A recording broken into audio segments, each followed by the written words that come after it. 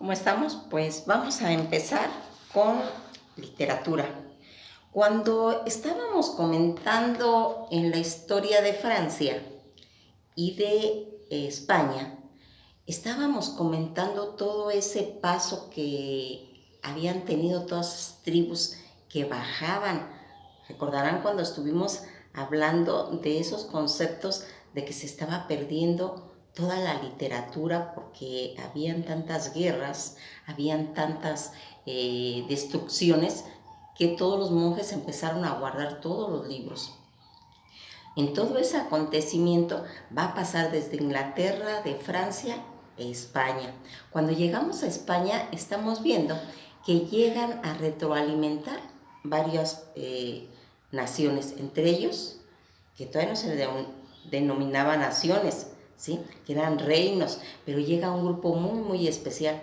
Estamos hablando de los gitanos. Ese gitano que traía toda una retroalimentación que de los pueblos que iba pasando, va a llegar a España, y hablamos de los gitanos. Y cuando hablamos de los gitanos, hablamos de ese personaje que se introduce en la mente de Gabriel García Márquez, donde en 100 años de soledad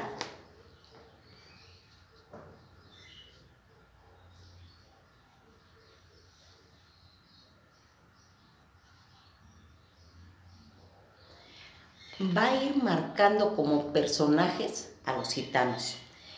Y cada vez que hablamos de García Márquez, pues no podemos hablar más que esa obra que narra la historia casi de 7 generaciones de la familia Buendía en el pueblo ficticio que se llama Macondo.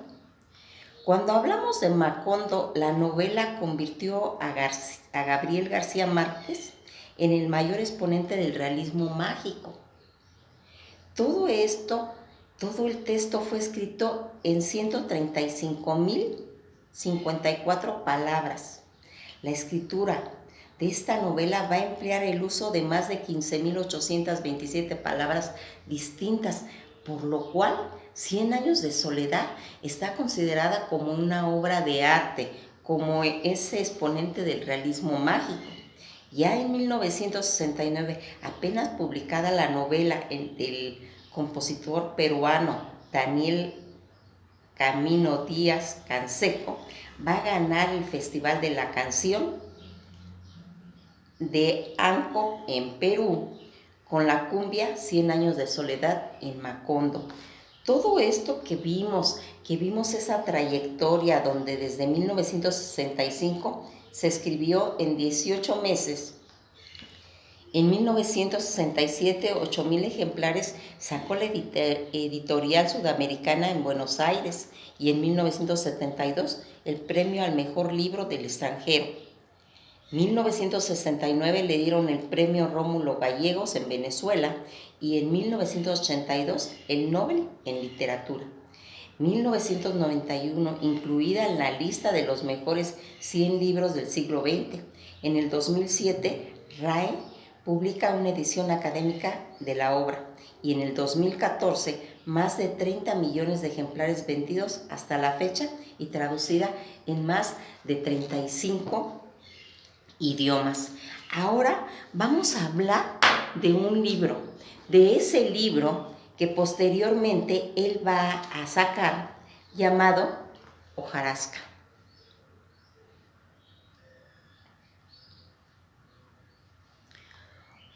Hojarasca de Gabriel García Márquez, donde va a narrar, y hecha desde 1955, narra esa historia de Macondo, desde 1903 hasta 1928, años en que nació Gabriel García Márquez. Esta historia que cuenta los monólogos de 3 personas de una misma familia, un viejo coronel, Isabel, su hija, y el hijo de Isabel. Los 3 meditan y recuerdan juntos al cadáver de un amigo de la familia, un médico taciturno y misterioso que se ha suicidado en Macondo. Muestra y revela por primera vez su atmósfera de epidemia, maravilla y catástrofe.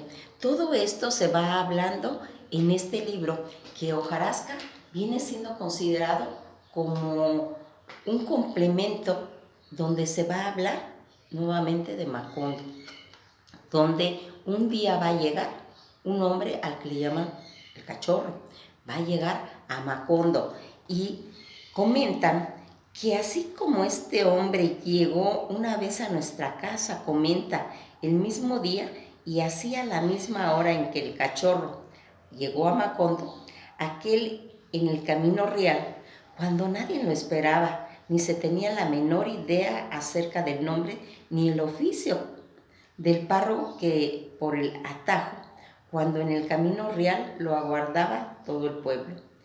Yo regresaba, comentaba, a la casa cuando la recepción acabábamos de sentarnos en la mesa y un poco más tarde de lo costumbre, cuando Meme se acercó a decirme, coronel, coronel, en la oficina lo solicita un forastero. Yo dije, que pase, adelante. Y Meme dijo, está en la oficina y dice que necesita verlo con urgencia.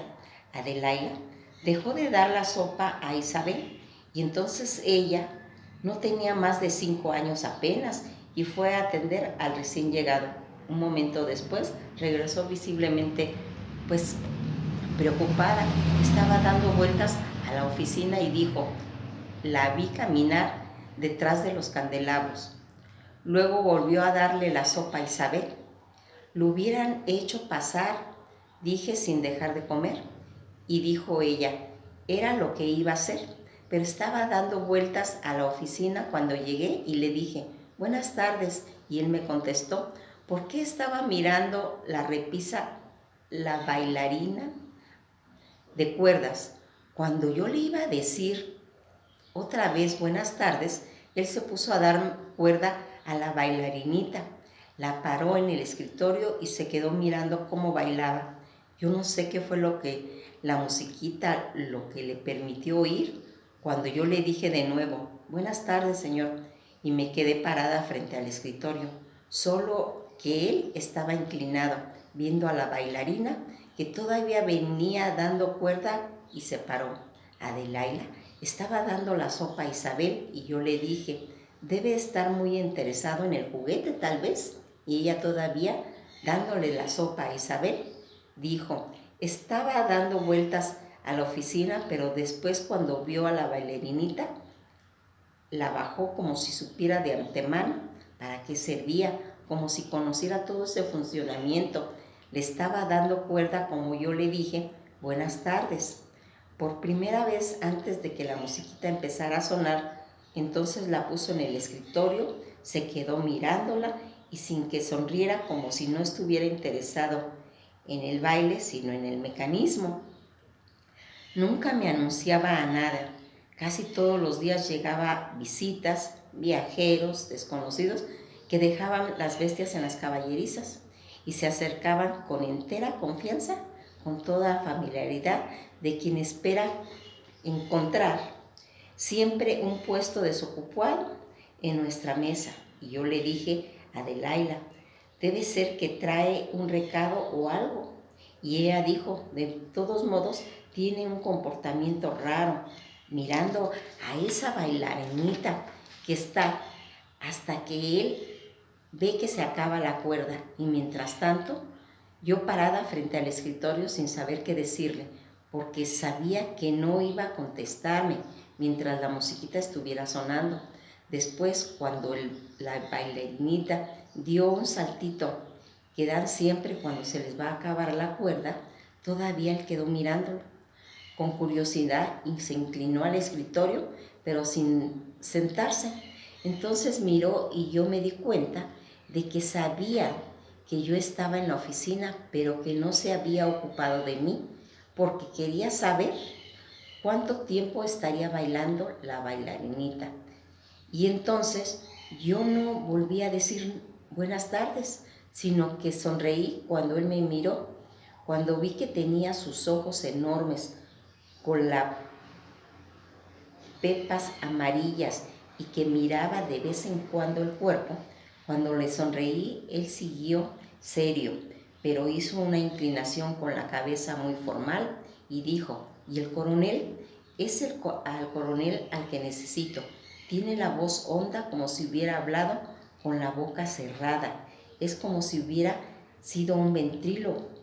Ella estaba dando la sopa a Isabel y yo seguía almorzando porque creí que solo se trataba de un recado, porque no sabía que esa tarde estaba comenzando las cosas que hoy concluyen. Adelaida siguió dándole la sopa a Isabel y dijo: al principio estaba dando vueltas a la oficina, entonces comprendí que el forastero la había impresionado de una manera poco común y que tenía un interés especial en lo que los atendía. Sin embargo, siguió almorzando mientras ella le daba la sopa a Isabel y hablaba. Dijo: después, cuando de a Isabel y hablaba, dijo: después que quería ver al coronel y que le dije: tenga la bondad de pasar al comedor, y él se estiró, dando como que estaba con la bailarinita a la mano. Entonces levantó la cabeza y se puso rígido y firme como un soldado. Me parece porque tenía las botas altas y un vestido de género ordinario, con la camisa abotonada hasta el cuello. Fíjense en que pues se puede decir que se está explicando en ese monólogo, donde van a ir contando cada personaje cuáles son las experiencias que tuvieron de este cachorro que llegó a Macondo. Pues miren, es un libro en el que realmente hay en ediciones pequeñas como esta, ¿sí? Pero también las hay más grandes.